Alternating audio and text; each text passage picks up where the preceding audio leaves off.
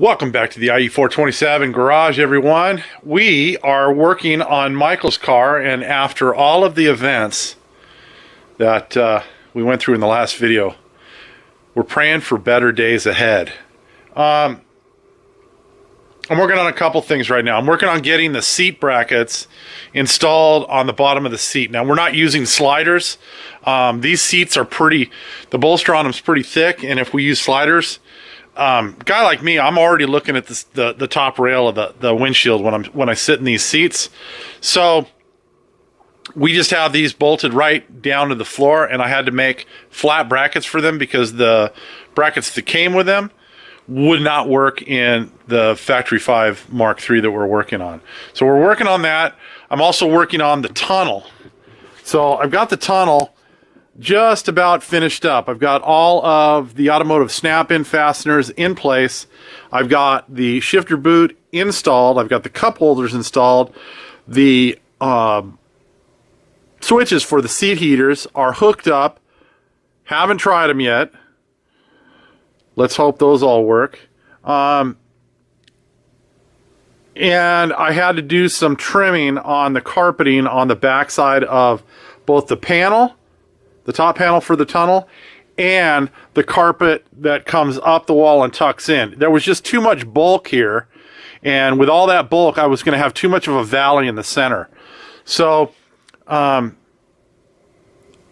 go over some of the things with the shifter boot to watch out for and the shifter ball, because this is one of those specialty shifter balls, and kind of let you know what we're going to be looking forward to on this video.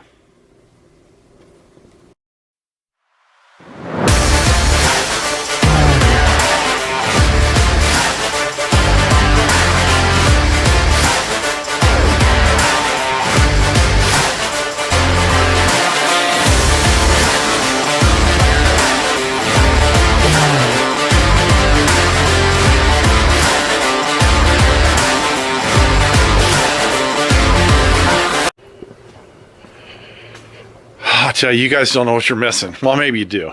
Awesome song. Bad Company. Electric Land. I almost didn't want to turn it off. However, I'm going to show you both the brackets for the seats and how they orient on the floor of the car. And then I'm going to show you the brackets and how they install on the bottom of the seats. So I'm going to show you the brackets on the passenger side. I'm going to show you the brackets installed on the actual driver's seat. So these are the brackets that we made. This is just 3/16 by 1 inch steel flat bar stock. I think this stuff is cold rolled, but I can't remember. I just have some excess material here in the shop, and that's what I used. You can see I have different size bolts for each one of these, depending on where they come through the bottom of the chassis. So this one actually comes through a square 2x2 that runs across here in the car. And so I needed something with that type of length. We will not be using this hole. Where it worked out, and you can see there's a hole in the bracket. Where it worked out, there was something on the other side. I'm just not going to be able to use it. So 3 bolts is enough to hold the seat in. And we're using 5/16 bolts and then of varying length. And they're going to have nylock nuts on the bottom. So each of these brackets go in their own little holes. Let's see if I can get that in there. And not cooperating. Of course. That's the way it always works, right? Okay, there we go. So that goes in there, and you can see the orientation of the brackets. So if you look, I've got about the same spacing from here to the tunnel as I do from here to the tunnel. The seats orient according to the tunnel, not front to back in the car. If you set your seats parallel with the car, you're going to end up with seats that don't allow the doors to close. So even though it looks funny when you're installing the seats actually sit at an angle, and they run parallel to the tunnel. And it doesn't matter what seats you're using, whether you're using the Roadster seats that come with your kit or whether you're using custom seats. They have to orient with that tunnel. Otherwise, stuff's just not going to fit. over here at the actual driver's seat, you can see I've got the bottom bracket on, and what I've done is I've used some oval head machine screws. These are M8 because that is what is the thread size in the bottom of the seats. I think these seats ended up coming from Scat, which I think is the same company as Procar, but I'm not sure. So I don't want to tell you the wrong thing. But I know that when they came in a box that said Scat on it, S-C-A-T. So that's what we're using. These have been recovered in the same vinyl that we used on the dash. This is the same vinyl that's going to be on the door cards as well. And then up here, I'm going to take this bracket, and it's going to bolt right up here and line up here. So by taking the brackets and running them the opposite way, gives us more flexibility on where we can put our bolts through the chassis.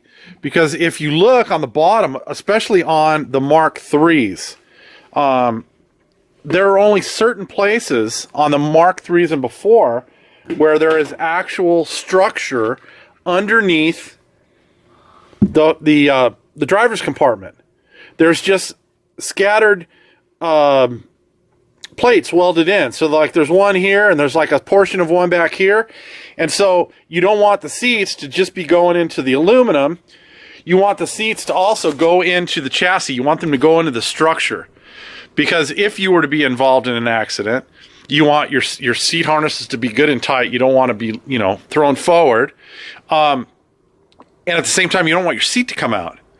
Because, your seat comes out, it's going to probably knock you in the back of the head, depending on what kind of seat you have. So I always like to make sure that we have at least 3 bolts into structure, into the chassis of the car. If you want to put the 4th bolt in, you can go ahead and just use that fourth bolt through the aluminum sheet metal. But if you're using if you're building a Mark IV, now the whole area right here, this whole area is all a steel plate. So you have more flexibility on where you can drill and put your mounting bolts. But just remember, this tunnel is at an angle, but the 3/4 inch round tube that runs through here is running through here parallel with the car. And so it's here in the back part of the cockpit, but it's right next to the tunnel over here. And if you don't take that into account as you're putting all this together, you'll end up drilling a hole into the 4-inch round tube, or worse yet, into a fuel line or into a brake line. So make sure when you drill your holes that you check to make sure what's underneath, and only go through the sheet metal if you can, and check as you're drilling, so that you don't inadvertently put a drill bit through your brake line or your fuel line. That would be bad.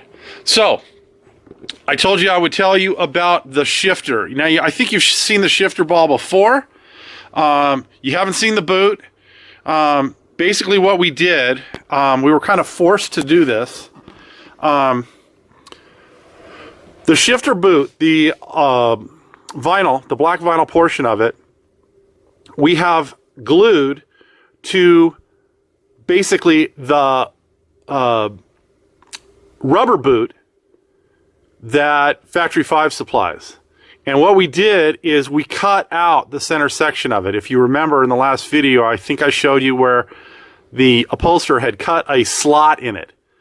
And what was happening was that mass of stuff was all right here. And it just was not going to work. And with the Factory 5 shifter that we're using, which is different from the one that comes with the Mark IV kits, it's a little bit more bulky at the bottom. It's kind of square, and it kind of sticks out. So you can see right here. There's an edge of it right here, and so with that, I knew that I wasn't going to just be able to trim out the center of the rubber and then mount that boot in upside down, so the accordion portion of it was, going down towards the transmission, because you can actually do that in a Mark IV.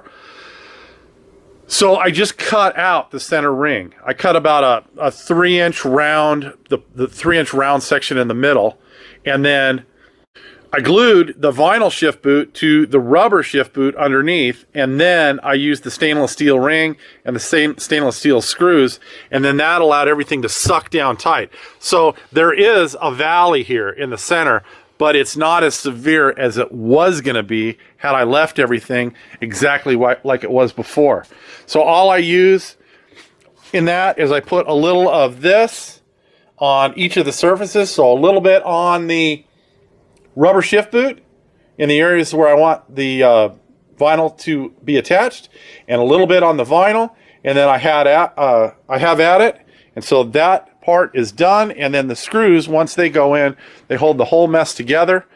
The shifter ball, okay, this is from that company. Is it Speed Dog, or I think it's Speed Dog or Shift Dog? Yeah, it's Speed Dog. This is the shifter ball that Michael ordered for the car. The blue with the white stripes is going to be kind of like the theme to his car. And so that's in there. Word of caution, there is a threaded adapter in those. And you need to follow the instructions that come with that, because the brass insert gets thread locker between the adapter and the inside threaded portion of the shift ball. And you want to make sure that you orient it properly so that the numbers are in the right direction as you put it together. So what I did is I put the stop nut on first at the bottom. Then I threaded the brass threaded insert down next to and snug against the adjuster nut. And then I went ahead and I used Loctite thread locker on the inside portion of the threaded ball. And then I ran it on until the numbers oriented the way I wanted them. So it was snug, but not overly tight, not overly loose. And then I'm just going to let it sit overnight now. The thread locker is going to do its thing. And then it should stay that way for a long, long time. Shouldn't have any issues with it. I actually used red Loctite because I don't want those threads to come loose. So if it ever needs to come off, it's just a matter of backing off the stop nut just a little bit. The ball will unthread, and it'll bring the threaded insert that's inside the adapter with it, which is now permanent. So that part is done. I'm going to continue working on the seats. I think I'm going to go in for the evening because it is getting close to supper time. And you guys know I never miss a feeding. So I'm going to turn the music back on here for a little bit. I've got maybe a half an hour, 45 minutes after I answer whoever is texting me. And then I'm going to see if I can't get all of the hardware bolted on the bottom of the seats. And I think Michael is going to be dropping off the seat belts, the 5-point harnesses that go in his car tomorrow. He said he has them. And so we're just trying to schedule a time for him to come out here and drop those off. And we will work on those before the seats go in. So I'll probably bring you back for that tomorrow. We'll see. All right, next night, everybody. I'm working on what I can. I got notification today that I'm not going to be seeing the seatbelts until next week. So without the seatbelts, obviously I can't put the seatbelts in. I don't want to put the roll bars in, although I might try. And I can't put the seats in. So the entire interior, finishing the interior is just on hold. I try to methodically work from the back of the car forward for a reason. I don't want to miss anything. I don't want to be jumping all over the car and then forget to do something and then have the body on and not be able to get to something. So I'm going to stop where I'm at. I don't have a choice, and the interior is just going to wait. I'm moving on to one of the things that I can do without affecting anything else. It doesn't really have to do with like nut and bolting the car. So I'm going to finish up the top of the foot box. I'm probably going to go upstairs. I'm going to pull out the carb the California Air Resource Board sticker. I'm going to get that mounted on the firewall. I'm going to do a bunch of petty little things that I would have put off to later in the build simply because I don't have the seat belts. So, here's what I'm working on tonight. Pardon the evap hose not being connected to the top of the valve cover right there, but I needed it to get in here to get the rivets in, and I didn't want to scratch up the top of the valve covers or anything. So I've got the inside portion of the foot box top for the driver's side all put in. It's riveted. You can see I've got some squeeze out here. Those of you that may be curious, I'm using black silicone because if I don't use it, it's going to go bad in the tube. And so this is some of the stuff that the owner of Pauline, the 25th anniversary car, had in there.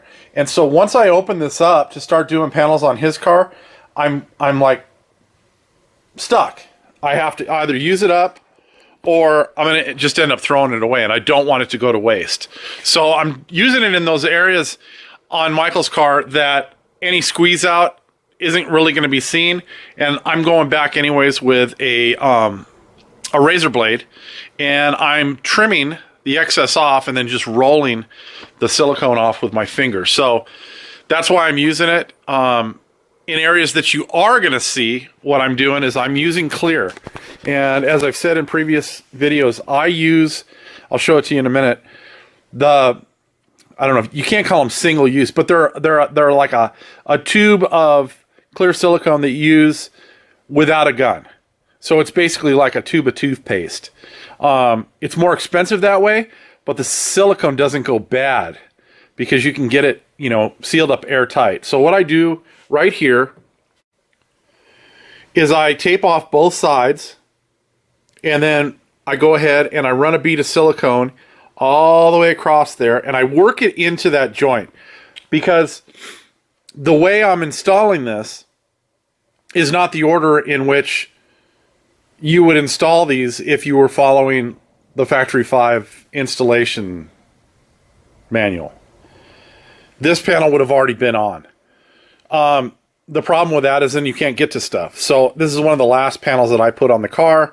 And so I don't have any pop rivets coming in from this side. I mean, I could put some in there, but I found that once the body goes on the car, the firewall doesn't move. And remember, we used 060 aluminum on the firewall, so it's pretty stiff.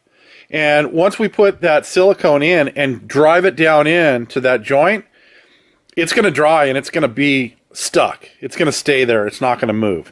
So once this dries, I'll peel off the tape and that'll be done. I'll come back here. I'll clean this up. I'm going to use the same type of procedure to seal up all these little holes here. So like you can see light in through there. I'm going to tape all this off and I'm going to seal that up with the clear as well. I'm going to seal up down here. Anywhere where I think that air is going to infiltrate into the foot boxes, I'm going to seal. I'm going to do the same thing on the passenger side. I went over this, I think, in the previous video when we had to deal with all that paint that was on the foot box. But any areas like this at the top where there's these, gaps, we're going to seal those up. We'll tape them off. We'll seal them up with clear silicone. Same thing down there at the bottom. So that's what I'll probably be doing today and tomorrow. As always, I don't usually tell you what day it is, but it's Friday. It's Friday evening, and not having those seatbelts, I lose the whole weekend.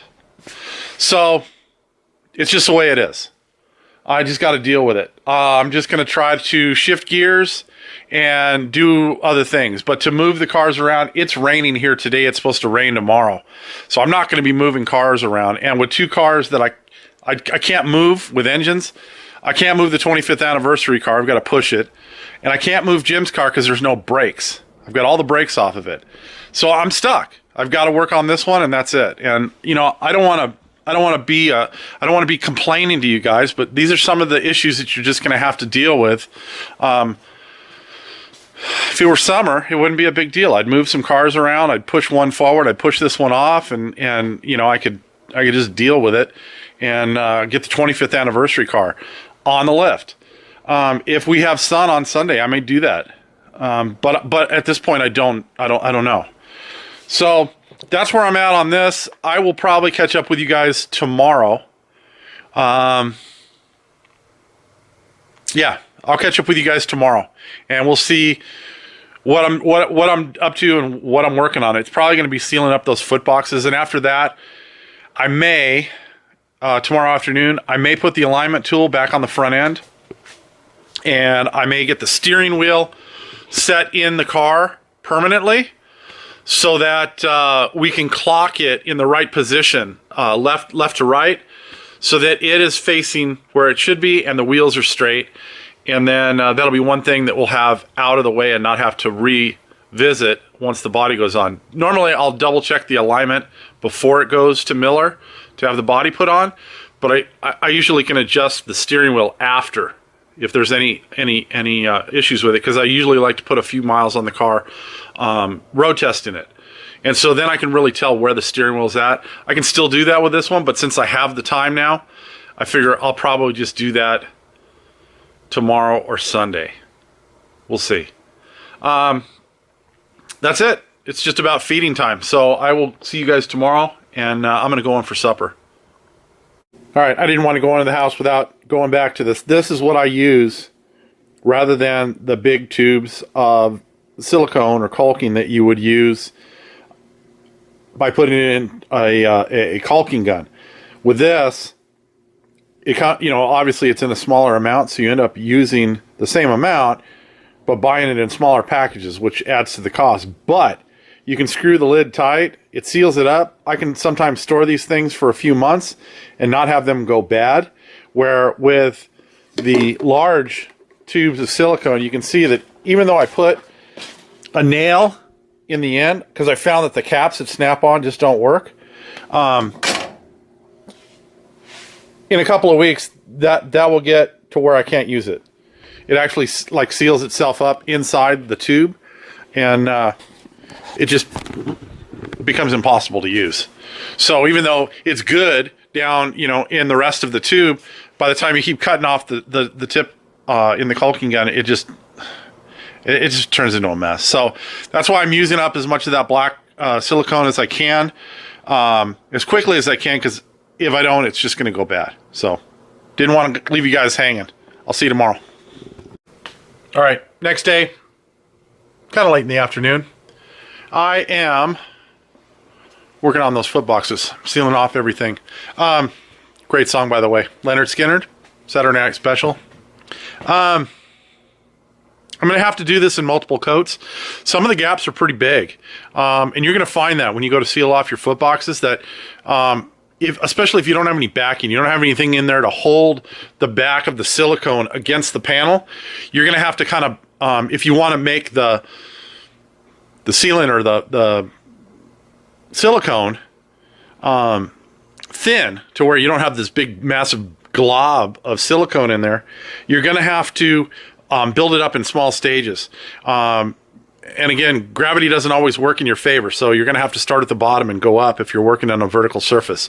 So what I've done here is I've taped off everything, and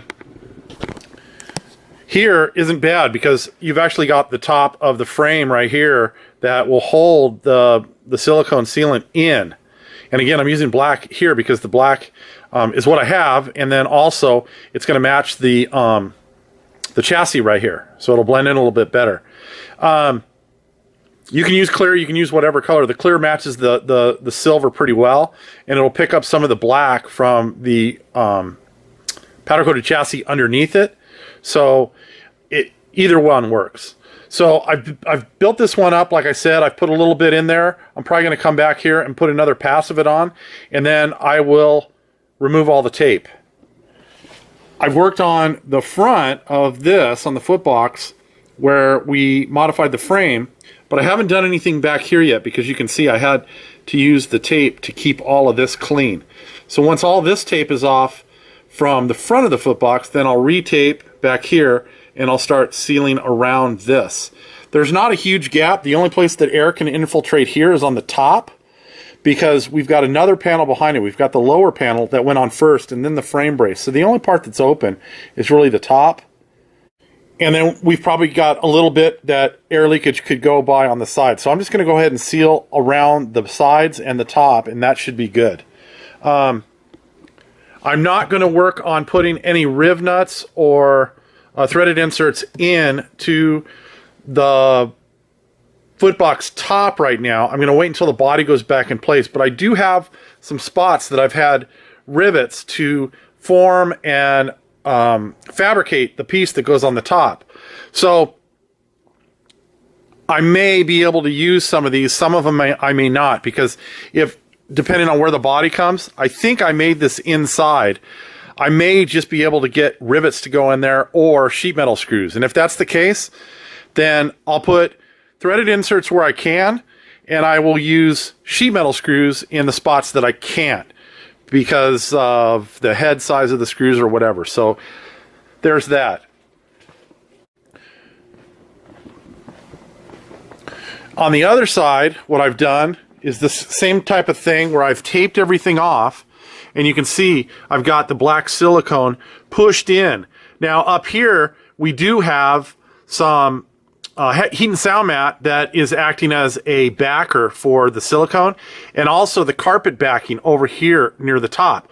So this actually went in pretty good the first time, but I'll go ahead. I'm going to leave the tape on for now. I'm letting this harden up just a little bit, and I'll do another pass with the black silicone, and then all this tape will come off probably tomorrow. Down here is a whole different story, because the gaps here near the bottom are big. They're like 1/4 of an inch to 3/8 of an inch wide. And there's no carpeting back in here, because this triangular empty spot in the corner has nothing. So what I've done here is I've started next to the tube, the 1.5 inch chassis tube, and I've just kind of built it up this way. And then I didn't wipe everything off with my finger to smooth it out. I just kind of went over it to kind of push some of the excess in. And then once that starts to cure or skin over, I'll be able to come back in here, put another round of silicone on there and clean it up, and then it'll be done. The panel is so tight on the inside portion here, where I'm pointing right here, that I don't have to put any sealant or anything in there. It's tight already, and so with the carpeting that's behind there and the heat and sound mat, it's all sealed off, and I'm not too worried about it. So there's just a couple more spots that I need to take care of on the foot boxes like that. Some of them are much smaller than that, so I'm not going to go ahead and show you those. But that will do a lot in keeping heat, especially in the summertime. The heat is what kills it out here in California, Southern California. In the summertime, if you take these cars out, it's just like a blast furnace when all that hot air from the road and the engine compartment just blows through those holes and makes the inside of the cockpit unbearable. So we've got all those sealed up. The video's running a little long, so I'm going to go ahead and end it here. I'll catch up with you guys on the next video, where I'm probably going to be corner weighting the car, taking care of the front end and the alignment, double checking that, and hopefully getting the last few finishing touches on the car done before we take this back over to Miller to get the finished body put back on. Cross your fingers that I get the seat belts this week, and that I can get those in and the seats placed, so that we're ready to go when Miller calls and lets us know that the body's done. We'll see you guys all next time. As always, if you're enjoying the content, do the like, the share, the subscribe, and have a great day.